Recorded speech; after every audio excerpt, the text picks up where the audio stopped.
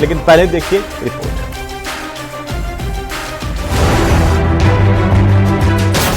महाराष्ट्र की 288 सीटों पर मतदान।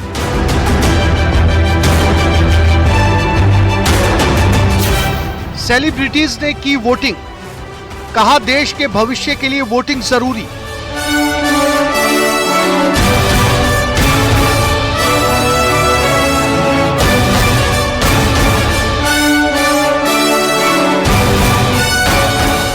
देश के भविष्य के लिए आपका ड्यूटी है वोट देना। झारखंड में दूसरे चरण का मतदान, पोलिंग बूथों के आगे लगी लंबी कतारें।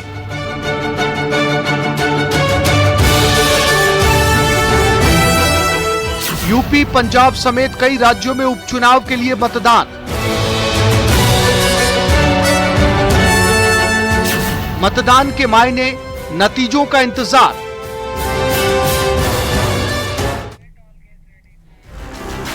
तो आखिरकार मतदान के मायने क्या हैं, लोगों को नतीजों का इंतजार है, किसकी बनेगी सरकार, और इस पर भी बात करेंगे किन मुद्दों को लेकर के वोटर्स जो है आज मतदान करने के लिए जब घर से निकले महाराष्ट्र में और झारखंड में, तो उसके बाद का समा क्या कुछ कह रहा है, इसी पर हम बात करेंगे। हमारे साथ बड़ा पैनल मौजूद है और सबसे पहले मैं परिचय करवा दूं, अपूर्वा सिंह हमारे साथ हैं, भारतीय जनता पार्टी की प्रवक्ता। अनुश्री शर्मा हमारे साथ हैं, कांग्रेस पार्टी की प्रवक्ता। साथ ही एसपी मित्तल साहब हमारे साथ हैं, वरिष्ठ पत्रकार के तौर पर। डॉक्टर राकेश गोयल हमारे साथ हैं, राजनीतिक विश्लेषक के तौर पर। डॉक्टर राकेश गोयल, सबसे पहले टिप्पणी आपकी कि ये जो 3 बजे तक का मतदान का आंकड़ा है, खासतौर पर महाराष्ट्र की सबसे पहले हम बात कर लें, क्या कुछ कहता है आपके लिहाज से? अगर पिछली बार के मुकाबले इस बार का मतदान प्रतिशत बढ़ता है तो किसकी तरफ जाता हुआ रुझान दिखता है?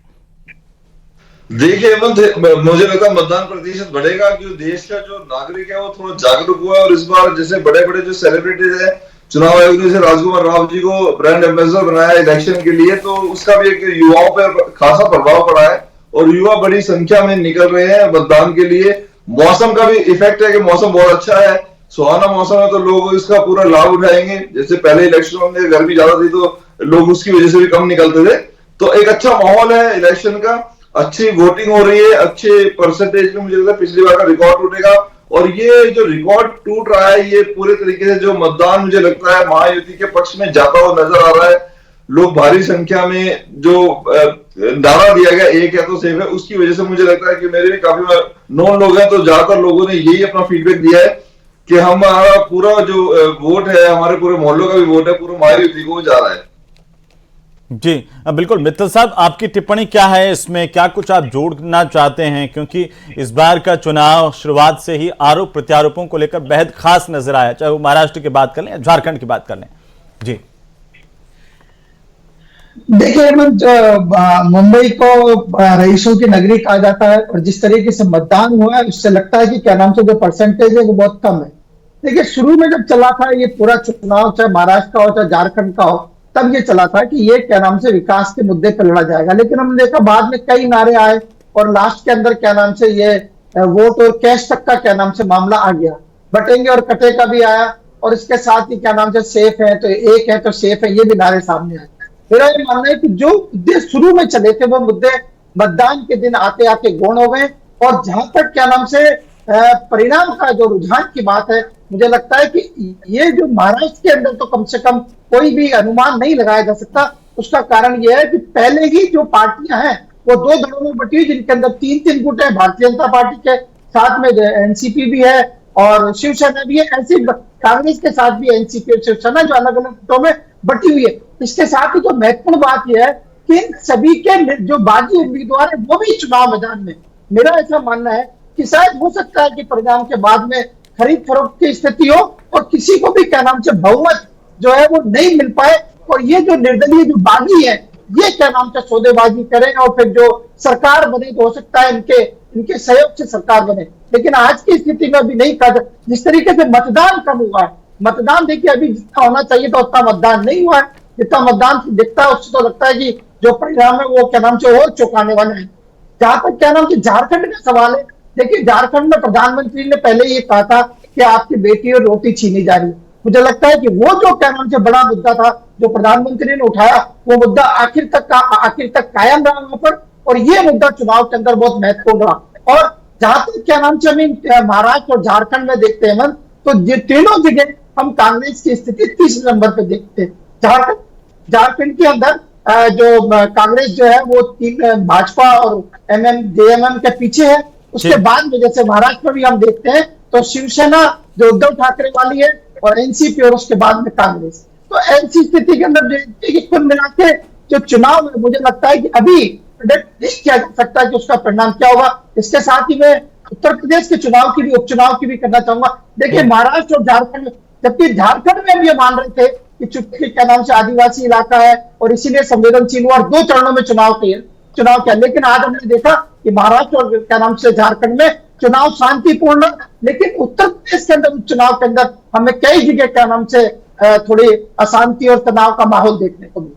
जी मैं वापस आऊंगा आपके पास, लेकिन अनुश्री शर्मा जो मित्तल साहब कह रहे हैं कि कांग्रेस तीसरे नंबर पर, और खासतौर पर अगर हम अभी 3 बजे तक के आंकड़ों की बात कर लें 45% से कुछ करीब मतदान की खबर आ रही है। हालांकि ये भी कहा जा रहा है कि 6 बजे तक जो है मतदान प्रतिशत बढ़ेगा, लेकिन ये काफी कम रेशियो है। ये क्या कह रहा है आपके हिसाब से? क्या आपकी उम्मीदों के मुताबिक चीजें चल रही हैं अभी भी? हेमंत जी, मतदान कम होने का मतलब ये तो नहीं है कि सारे वोट भारतीय जनता पार्टी को गए हो या कांग्रेस को नहीं गए हो। तो ये तो सिर्फ इनके संभावनाएं हैं कि क्या होने वाला है क्या नहीं होने वाला है। लेकिन आज की तारीख में अगर भारत की स्थिति देखेंगे और जिस तरीके से जो महाराष्ट्र की आप स्पेशल बात ले ले, भारतीय जनता पार्टी ने जिस तरीके से तोड़ने का काम किया है, आज आप देखेंगे कि 2 पार्टियों के भी 2 गुट बन गए। और जिस तरीके से अभी खरीद फरोख्त की ये बात कर रहे थे, तो खरीद फरोख्त में कल से लेके अब तक, कल आप देखेंगे हेमंत तावड़े जी के यहाँ से 5 करोड़ रुपए मिले थे, तो अभी एकनाथ शिंदे जी के ग्रुप से जो संजय निरुपम है उनकी गाड़ी से भी करोड़ों रुपए जब्त किए। तो भारतीय जनता पार्टी क्या दिखाना चाह रही है? आज अगर इनके बिजनेस की बात ले ले तो हर कुछ ही अडानी ग्रुप को देना चाहते हैं। इनके नारे लगते हैं एक है तो सेफ है, बटेंगे तो कटेंगे। तो ये जिस तरीके का जो ये मैसेज दे रहे हैं उस चीज को तो जनता समझ रही है। और देखिए रिजल्ट पे डिपेंड करेगा कि क्या होने वाला है क्या नहीं होने वाला। लेकिन मैं निश्चित तौर पे कहती हूँ कि हमारी गठबंधन की सरकार ने बहुत मजबूती से चुनाव लड़ा है और बिल्कुल हम सरकार बनाएंगे। लेकिन आपको क्या लगता है कांग्रेस पार्टी के प्रवक्ता के तौर पर, जैसे हम 3 बजे तक के आंकड़े में बता रहा था, झारखंड में 61% के करीब मतदान है और मुंबई और महाराष्ट्र की अगर हम बात करें, मुंबई सिटी में भी काफी कम मतदान हुआ है। ओवरऑल अगर महाराष्ट्र की बात करें तो वहां पर 45% के करीब मतदान हुआ है। इसकी वजह क्या मान रही है? हेमंत जी, महाराष्ट्र की अगर बात ले ले तो मैं कुछ समय पहले नागपुर गई भी थी और कल जैसा कि मुझे पता चला तो वहाँ सामुदायिक केंद्र के पीछे से भारतीय जनता पार्टी जिस तरीके से आप देखेंगे पूरे मुंबई को या महाराष्ट्र को माया नगरी के नाम से जाना जाता है। भारतीय जनता पार्टी किस तरीके का मैसेज देना चाह रही है? वहां पे ये लोग खाने के किट बांट रहे थे तो उस समय कुछ लड़ाई झगड़े हुए। उसके बाद इन्होंने तीसरे दिन जब देखा गया तो वहां पे 4 से 5 महिलाएं मर गई। ये नागपुर सिटी की बात कर रही हूं मैं। तो इस तरीके से अगर ये लोग करेंगे तो वोटिंग परसेंटेज तो कम निश्चित तौर पे होगा। अब आप मुंबई की बात ले ले, मुंबई में जिस तरीके से जो क्राइम रेट बढ़ती जा रही है, जो दहशत का माहौल है, तो आम परिवार का इंसान, मुंबई में ज्यादातर लोग तो माइग्रेंट है जो यहाँ से बिहार से पता नहीं कहां से काम करने आ रहे हैं। वो इंसान काम करेगा या फिर आज अगर आम वोटर है तो आम वोटर के दिमाग में कहीं ना कहीं ये सोच तो जरूर आती है। तो आप कह रहे हैं कि डर की वजह से लोग मतदान के लिए ज्यादा नहीं निकल पाए, इसका असर मतदान के प्रतिशत पर पड़ा है, यही समझे? अपूर्वा जी, आप कैसे देख पा रही हैं? कांग्रेस पार्टी तो ये आरोप भी लगा रही है, कल सचिन पायलट ने भी कहा कि पैसे के बल पर जो है वो बीजेपी वोट खरीदने की कोशिश कर रही है, खरीद फरोख्त कर रही है वोटों को, जो पैसे मिले, तावड़े पर जो आरोप लगे। अभी सबसे पहली टिप्पणी तो मैं चाहता हूं कि मतदान के प्रतिशत को कैसे देख रही हैं? देखिए हेमंत जी, सभी आपके चैनल के माध्यम से सबसे पहले सभी मतदाता, क्योंकि अभी भी 1 घंटा शेष है, तो सभी मतदाताओं से अनुरोध है कि वो ज्यादा से ज्यादा मात्रा में बाहर निकलें। ये लोकतंत्र का उत्सव है, पर्व है और इसके अंदर हम सभी की सहभागिता होना परम आवश्यक है। इसके बावजूद जो आपने क्वेश्चन रखा कि आप इस परसेंटेज पे क्या कहेंगे, देखिए लोग निकल रहे हैं। अभी आपके चैनल पे ही मैं कवरेज देख रही थी, लंबी लंबी कतारें लग रही हैं और जब फाइनल वोटिंग परसेंटेज आएगा तो आप पाएंगे कि एक बहुत ही पॉजिटिव वोटिंग परसेंटेज है। तीसरा विषय जो रहा वो ये रहा कि महाराष्ट्र के चुनाव को हम कैसे देखते हैं। महाराष्ट्र के चुनाव को हम कैसे देखते हैं इससे ज्यादा महत्वपूर्ण है कि महाराष्ट्र के मतदाता इस चुनाव को किस नजरिए से देखते हैं या झारखंड के मतदाता इस चुनाव को किस नजरिए से देखते हैं। देखिए, जहां तक महाराष्ट्र की बात रही तो हम एक महाराष्ट्र श्रेष्ठ महाराष्ट्र की बात करते हैं। जो हमारी महायुति गति और प्रगति की सरकार है, उसने महाराष्ट्र को लेकर अपने कुछ आने वाले समय के लिए विजन रखे हैं, और वो उस विजन का जो बेस है वो इन्होंने अपने पिछले जो वर्षों का इनका जो कार्यकाल रहा उसके अंदर उन्होंने उस बेस को बनाया है। 2028 तक अगर हम $1 ट्रिलियन इकोनॉमी बनाने की बात करते हैं महाराष्ट्र को, तो हम ऐसी बात नहीं करते। अगर हम AI की वैश्विक राजधानी बनाने की बात करते हैं, महाराष्ट्र को वैश्विक राजधानी बनाने की बात करते हैं, इस पे गौर फरमाइएगा आप, तो ऐसे ही नहीं करते। वहां पे हमने बेस बनाया है, वहां पे हमने किसान को जो है वो अन्नदाता से ऊर्जादाता तक का सफर हमने वहां पे तय करवाया है। किस किसान जिस नदी जोड़ो परियोजना की परिकल्पना एक बार स्वर्गीय अटल बिहारी वाजपेयी जी रखा करते थे महाराष्ट्र में, उसको करने के लिए कार्य हुए हैं ताकि महाराष्ट्र को सूखे से बचाया जा सके।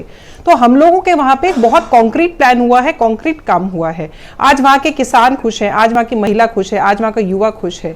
आप वहां की जो हमने महिलाओं के लिए योजना लेकर आई है, मेक इन महाराष्ट्र हम जिस प्रकार से लेकर आए हैं, फिनटेक वहां बनाने के लिए हम लेकर के आए हैं, तो ये सारी योजनाओं को देख करके वहां के लोग इतने उत्साहित हैं कि वो विकास, प्रगति और जन कल्याण हेतु वोट देने के लिए जा रहे हैं। अब विपक्ष का तो क्या है साहब, वो तो उनका तो एक ही काम है कि उनको तो फॉल्स नैरेटिव गढ़ना है, उसको प्रोपेगेट करना है, किसी ना किसी तरीके से लोगों को मिथ्या जाल के अंदर करना है, क्योंकि इनकी तो बातें हैं, बातों का क्या है। मगर जनता की जो नजरिया है वो विकास के प्रति पूर्णतः रूप से समर्पित है। चौथा विषय रहा यहाँ पे झारखंड का। देखिए, झारखंड के अंदर हम किसके लिए लड़ रहे हैं? भारतीय जनता पार्टी वहां लड़ रही है वहां की जमीन बचाने के लिए, वहां के लोगों के, आदिवासियों के, पिछड़ों के, दलितों के हक बचाने के लिए। और कांग्रेस किसके लिए लड़ रही है? वहां के जो उनके गठबंधन है वो किसके लिए लड़ रहे हैं?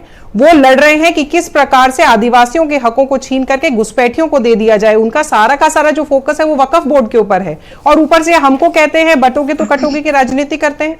अगर आज भारतीय जनता पार्टी नारा देती है कि एक है तो सेफ है, तो इसमें अतिशयोक्ति क्या है? सही बात है, united we stand, divided we fall, बहुत पहले से कहावत चलती आ रही है। और आज अगर हम एक होने की बात करते हैं तो कांग्रेस को उस पर इतना ऐतराज क्यों है?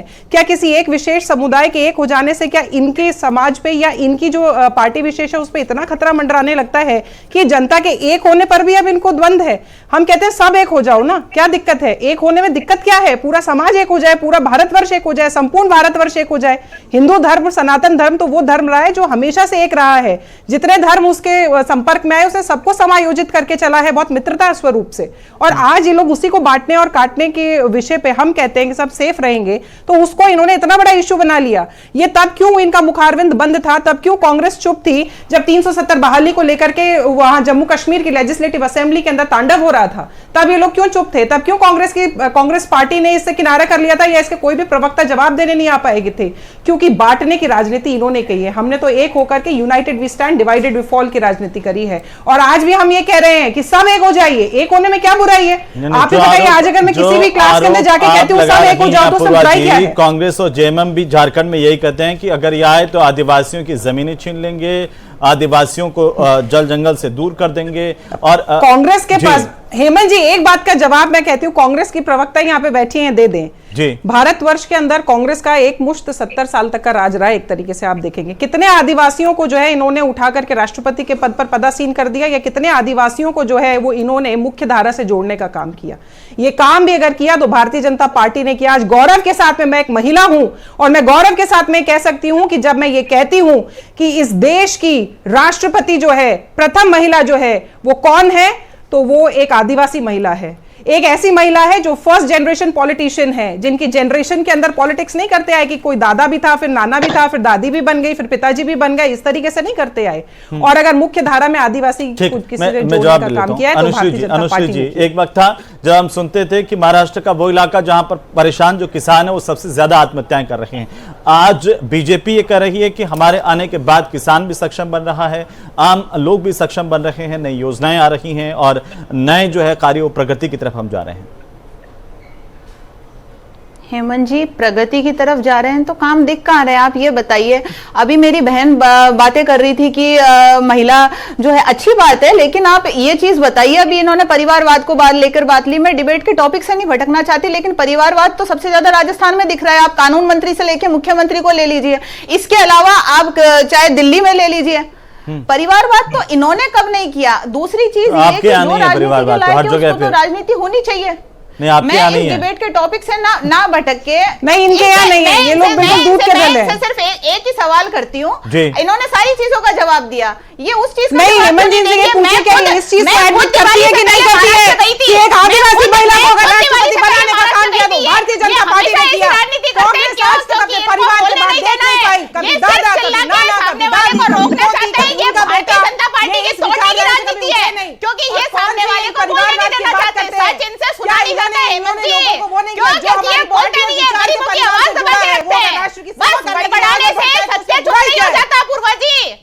चिल्लाने से कुछ नहीं होता। मैं खुद आप महाराष्ट्र गई बताइए थी, ना, आपने कितने आपकी आदिवासियों को setting मुख्य देखिए, धारा में आम लेकर आए? आदमी के साथ आप आप क्या बताइए, आपने setting कितने करते हैं? प्रधानमंत्री आप आदिवासी मुझे बनाए, उसका आपने जवाब कितने दीजिए। राष्ट्रपति आदिवासी आप बनाए? मुझे ये बताइए, बताइए, विकास क्या कौन हुआ? से आदिवासी का सिर्फ विकास आपकी चलिए, किया? मुद्दों की बात आज करते हैं, आप मैं आता हूँ आप आदिवासी लोगों के बनाए, पास में। गोयल साहब, एक बहुत उठाते महत्वपूर्ण हैं, सवाल जिसकी तरफ मैं जाना चाह रहा हूँ, वो ये कि आप जी, मैं आता हूँ मैडम, आता हूँ मैं आता हूँ गोयल साहब। यही भारतीय जनता पार्टी की दोगली राजनीति है। ठीक है, ठीक है, वो जनता भी तय कर लेगी। वो आज जनता जब अपने घरों से बाहर निकल रही है, वो किन मुद्दों को लेकर के निकल रही है वो भी तो देख रही है। गोयल साहब देखिए, महाराष्ट्र जहां पर जो राजस्थानी लोग हैं वो बहुतायत में, मुंबई और आसपास का इलाका बड़ा, और आप जाते आते रहते हैं तो आपने देखा होगा कि संख्या काफी है, और यही वजह है कि यहाँ से अशोक गहलोत, सचिन पायलट को कांग्रेस ने लगाया, तो बीजेपी की तरफ से भी जो राजस्थान से जुड़े हुए नेता हैं लगातार सक्रिय वहां पर देखने को लगे रहे। क्या लगता है कि किन मुद्दों को लेकर के आज जनता वोट डालने के लिए आई, चाहे वो महाराष्ट्र में चाहे झारखंड में भी? साथ साथ हम बात कर लें। देखिए हेमंत जी, सबसे बड़ी सच्चाई तो सबसे पहले मैं बताना चाहूंगा, जैसे हमारी कांग्रेस की बहन कांग्रेस की आज जो हालत है दोनों स्टेट के अंदर, वो क्षेत्रीय पार्टियों से भी नीचे स्तर पे है। ये एक सच्चाई है, ये माने या नहीं माने, रिजल्ट में मान को मानना पड़ेगा। क्षेत्रीय दलों का ज्यादा वर्चस्व है, कांग्रेस का क्षेत्रीय दलों से भी कम वर्चस्व है वहां पे। दूसरी चीज, जो महाराष्ट्र के अंदर जो मेन मुद्दे रहे, महाराष्ट्र के अंदर मुद्दा विकास का भी रहा, महाराष्ट्र के अंदर मुद्दा हिंदुत्व का भी रहा, एक और सेफ का भी रहा, बटोगे तो कटो का भी रहा, भ्रष्टाचार का भी रहा। और जिस तरह के झारखंड की हम बात करते हैं, झारखंड के अंदर जैसे कांग्रेस की अब बहन ने बोला, कांग्रेस के एक लीडर ने बोला कि हम घुसपैठियों को भी 450 रुपए का सिलेंडर देंगे। मतलब उनकी जो मंशा है वो साफ नजर आती है कि वो कांग्रेस घुसपैठियों के साथ है।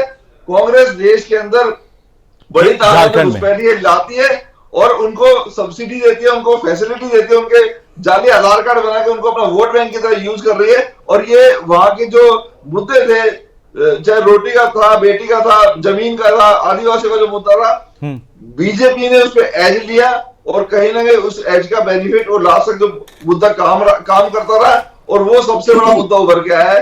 लोग भी वहां चाहते हैं, क्षेत्रीय लोग भी चाहते हैं कि घुसपैठियों को बाहर निकाला जाए, जो बांग्लादेश से आ रहे हैं, जो अलग अलग तो आप कह रहे हैं कि झारखंड में घुसपैठियों का मुद्दा जो है वो महत्वपूर्ण रहेगा? बिल्कुल महत्वपूर्ण मुद्दा है। धर्म परिवर्तन हो रहा है, भारी संख्या के अंदर महिलाओं से शादियां की जा रही है, दो महिला, उनकी जमीनें हड़पी जा रही है, उनका पैसा हड़पा जा रहा है। और ये आज से नहीं हो रहा है, पिछले काफी साल से हो रहा है। और काफी जो इस पे भाजपा के लोगों ने संघर्ष भी किया, और लोगों के बीच में जब इस चीज को गए तो लोगों ने इस चीज पे अपना समर्थन दिया। ठीक है मित्तल साहब, आपको क्या लगता है कि कौन से मुद्दे हावी रहे हैं? और राजस्थान से जोड़ करके अगर हम इसे देखें, राजस्थानियों की खासतौर पर समस्याएं, क्या उनका निदान इस सरकार में हो पाया, या फिर अगर राजस्थानी कहीं ना कहीं किसकी तरफ जाता दिखाई दे रहा है? और आम लोगों की अगर हम बात कर लें तो महाराष्ट्र के क्या मुद्दे हावी रहे हैं और झारखंड के क्या मुद्दे आपको लगता है कि हावी रहे हैं? देखिए हेमंत, इसमें कोई दो राय नहीं कि राजस्थान से कांग्रेस के और भारतीय जनता पार्टी के बड़े बड़े लीडरों ने जाके महाराष्ट्र में वहां चुनाव प्रचार किया है। और सचिन पायलट और अशोक गहलोत साहब जो कांग्रेस के लीडर हैं, उनको तो संभाग स्तर पर उनके क्या नाम से ड्यूटी लगाई गई। इसी प्रकार राजस्थान के मुख्यमंत्री भी क्या नाम से कहीं जाके वहां उन्होंने सभाएं की। उसका कारण वो तो यह है कि राजस्थान के बहुत सारे लोग, बड़ी संख्या में लोग बंबई और महाराष्ट्र के अंदर वहां का नाम से कारोबार में है। तो मुझे लगता है कि उनको आकर्षित करने के लिए और जो उनके वोट प्राप्त करने के लिए दोनों पार्टियों ने इस बात की कोशिश करी कि उनको वोट मिल जाए। लेकिन हमने इस पूरे चुनाव के दौरान देखा कि चाहे कांग्रेस के प्रवक्ता या भारतीय जनता पार्टी के प्रवक्ता कुछ कहे, लेकिन ये सच्चाई है कि जिस तरीके से मुस्लिम पर्सनल लॉ बोर्ड के जो प्रवक्ता हैं रहमान सज्जाद नोमानी, उन्होंने ये कहा कि क्या नाम से जो मुसलमान भारतीय जनता पार्टी को वोट देगा वो क्या नाम से समाज से बहिष्कार माना जाएगा। और उन्होंने वोट जिहाद की भी बात की। तो ये चुनाव ये जो मुझे लगता है, तो ये ध्रुवीकरण हुआ, आपको लगता है ध्रुवीकरण हुआ है आम मुद्दों से भटकते हुए? बिल्कुल बिल्कुल जिस तरीके से क्या नाम हो, जिस तरह बताया जाता है कि महाराष्ट्र में करीब 20% जो आबादी है वो क्या नाम से मुस्लिम मतदाताओं की, और करीब 38 विधानसभा क्षेत्र तो ऐसे बताए जाते हैं जो पूरी तरह क्या नाम से बहुसंख्यक जो मुसलमान हैं उनका बहुमत वहां तो पर फिर ज्यादा है। अगर ध्रुवीकरण और जब होता इस है ऐसी स्थिति में मित्तल साहब किसको फायदा होता नजर आता है? नहीं देखिए, जब ये बात आई, मैं कांग्रेस, मैं यहाँ भारतीय जनता पार्टी की बात करना चाहता हूँ कि देखिए भारतीय जनता पार्टी के ने जिस तरीके से अजीत पवार के साथ गठबंधन किया, एक टिप्पणी में अनुश्री जी और अपूर्वा जी की। अपूर्वा जी एक टिप्पणी जो मित्तल साहब कह रहे हैं, क्या उम्मीद है, कितनी सीटें आप देख रही हैं? देखिए महाराष्ट्र के अंदर हम पूर्ण बहुमत की सरकार बनाने जा रहे हैं और बहुत अच्छे बहुमत के साथ में आ रहे हैं। झारखंड के अंदर भी यही स्थिति है, हम पूर्ण बहुमत के साथ में वहां पे सरकार झारखंड में भी आप पूर्ण बहुमत की सरकार बनाने जा रहे हैं। अनुश्री जी, अनुश्री जी, बीजेपी तो सरकार बना रही जी। ये तो इनकी गलतफहमी है, क्योंकि ये अंधकार का चश्मा शुरू से ही पहने हुए हैं। तो महाराष्ट्र और झारखंड में हमारे ऐसा नहीं हो 10 बजे जैसे हरियाणा के अंदर। चलिए ठीक है, बहुत शुक्रिया आप सभी का चर्चा में शामिल होने के लिए। कुल मिलाकर के मतदाताओं ने अपने मताधिकार का इस्तेमाल किया है और अभी भी कई सीटों पर